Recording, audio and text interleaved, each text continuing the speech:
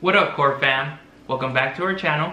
If you're a first-time viewer, I'm Ivan. I'm Sasha. And this is Life of Cortez.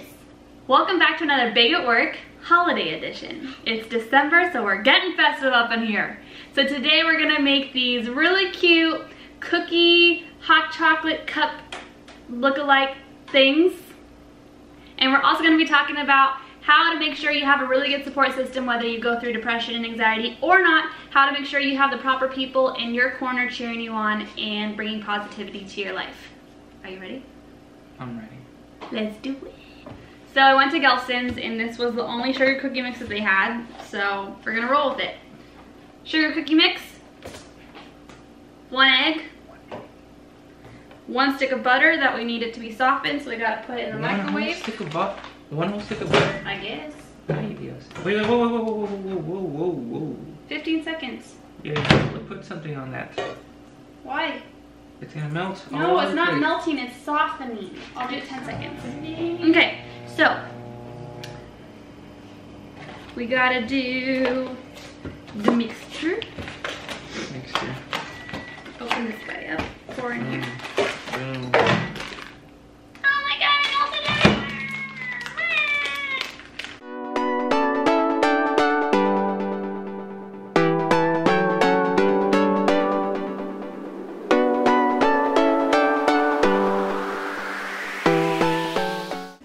Were you gonna put them in there? Mm-hmm. Okay, we're gonna put them in there. So once Ivan is done caressing the dough, we're going to put it in our little, our cupcake pan, I guess. Our cupcake pan. Really getting in there, aren't you? Yeah, man. I don't like the smell of this stuff. It's okay. Let's, Oh, geez. Are you sure you cover that much? well, we're gonna, Wasn't more much now. because we're gonna, when we put the dough in, we're gonna press it around the sides. Okay, so put it in. That's And too then- big? I don't know. You're gonna take a spoon and you're gonna press it down. Yeah, that's too big. Yeah, that's too big, girl. Here, just take that. I'll redo it. Gonna press it down. Just fit in here, I guess. All full of this stuff. Can you guys see my hand? You wanna create a cup shape. Shit. So you wanna press it down to the bottom Down to the bottom. and then let it go up on the sides.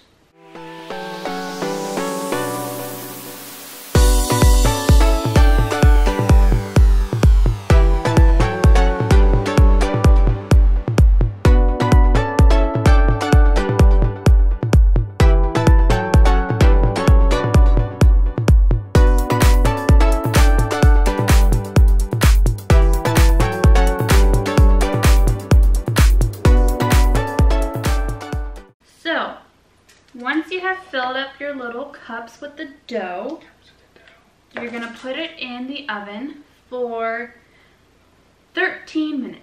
13. Want you to open up, please? Yeah. Oh, I guess you can't, huh? Here, let's switch. Okay. Boom. Oh my god. These are so non-sticky. Can you put it down all the way, please? Thank you. So now to talk a little bit about how to make sure that you have the proper support system around you, we're going to start with a little bit of backstory and then we'll give you what we found to be good tips. So when I had met Ivan 6 months into our relationship, I was offered a job opportunity in San Diego. And with that, both Ivan and I felt that we should move together so we could maintain our relationship, since it was about a 3-hour drive between where we were and where we were moving to. So at that point, I hadn't experienced depression for about 2 years. My anxiety has just been a constant, but my depression I hadn't experienced for 2 years. And after we had moved, I instantly was just not in San Diego. My life was back in the valley of Los Angeles, and that was where I felt most comfortable. And that's where my family was, my friends. But we were stuck there for about a year because our lease on our apartment was for a year. And so I got into a pretty dark place of depression, and I just honestly need to say thank you to Ivan, because they don't make them like him anymore. And I would come home every weekend. Ivan's work schedule was a little unpredictable from week to week, but I worked Monday through Friday. So Friday after work, I would leave, drive 3 hours home, and I would come back Sunday night to San Diego. And I would just pretty much leave Ivan. I mean, sometimes he was working, yes. The weekends he weren't working, you came home with me, so we could both see our families. But I left, you know, and I needed to go home, and he was completely understanding and completely okay with it. And at that point, it just really proved to me how devoted he were to our relationship. I mean, there were times where I was like a colossal bitch to him because I was going through crap. But he took it like a champ, and you know, there's no excuse for acting poorly to your spouse. But I just want to say thank you. Thank you, baby. So with that being said, we're just gonna run through a couple little like traits you can look for in people that'll help you out. We have our notes here just to make sure we don't get off topic and make this video really long. Okay, so one of the first things you should look for in people that you can rely on and who could be a great support to you would be, make sure that they're patient. And that's something that Ivan definitely has that I do not have. I try my hardest to be patient, but the anxiety in me just knocks it down. So the first thing is definitely patience. What's the second thing? Willing to learn. Yeah. You gotta have, like, at least for me, it was, it was so new to me that I didn't know where to start, you know, and just, you can't just run away from it, you know what I mean? You have to understand it, you know, in order for you to control it or even try to help, you have to learn about it. You have to see what certain things trigger it. So put in effort. So ask questions. Asking questions.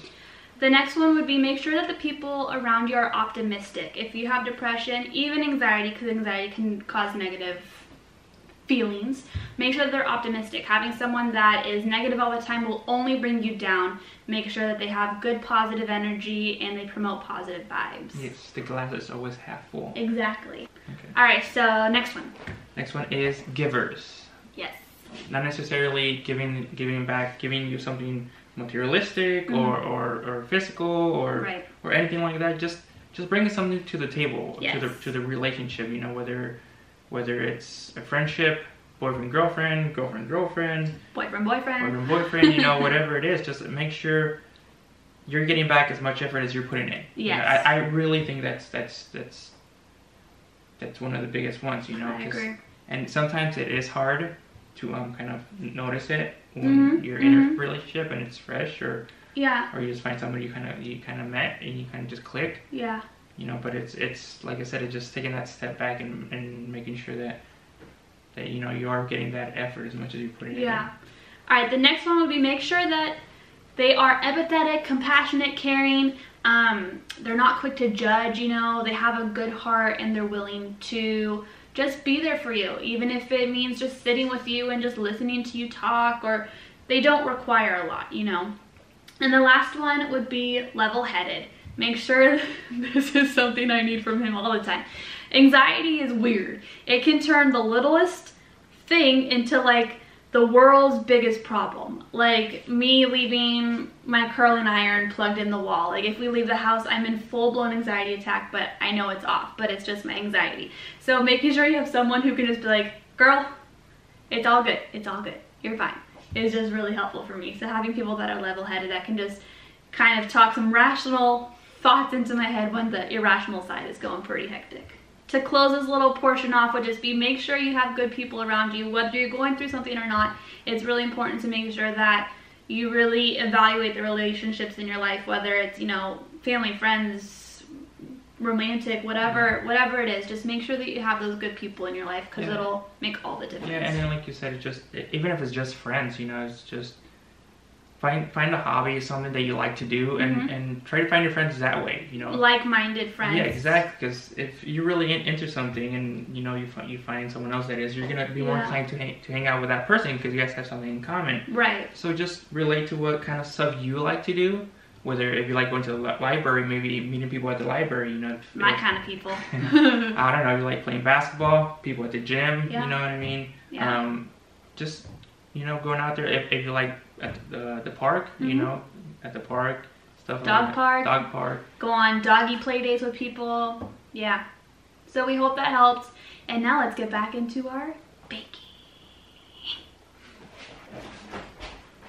All right. So they're not fully baked, which is what we want. They're almost there. So when it's about 2 minutes before they're going to be completely done, you want to take a spoon and you just want to press into the cookie dough to make that cup shape again. Then you're going to put them back in for 2 minutes and then they will be done. All right, so while they are, that sounded so weird. So while they're finishing up for about the next 2 to 3 minutes, we need to cut our candy canes. So what we're going to do is we're going to cut them right at the same mark, just like,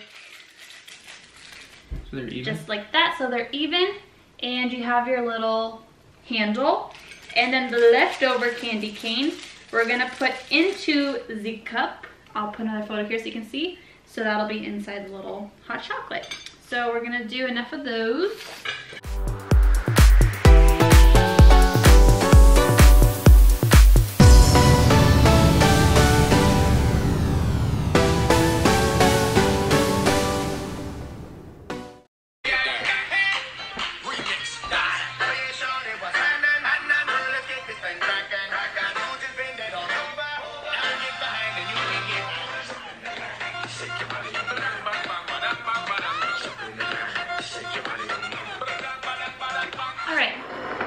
So we have 3 of our cups that have cooled down now. We put them on a little plate. The rest are still cooling, but we'll work on these. Oh, they're cold. They're cold.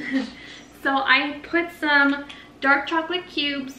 You're supposed to use pudding, but Gelson's I think is anti-pudding because it's not organic or something. I couldn't find pudding. I like chocolate pudding. I love chocolate pudding, but I couldn't find snack packs.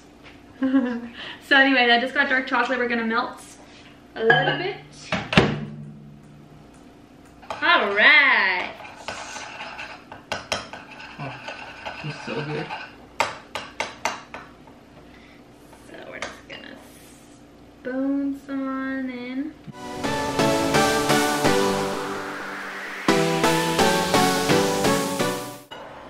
So while it's still hot, we want to put some little marshmallows in there. Goodness. They should be a lot smaller, but once again, Gelson's just didn't have smaller, and I knew we had this size at home, so. Just like that. Then, hopefully this works. I don't think it's going to, but we're going to take our little handle. You're supposed to use candy melts, and we have them, but I'm just being lazy. Yeah, it's probably not going to stick, huh?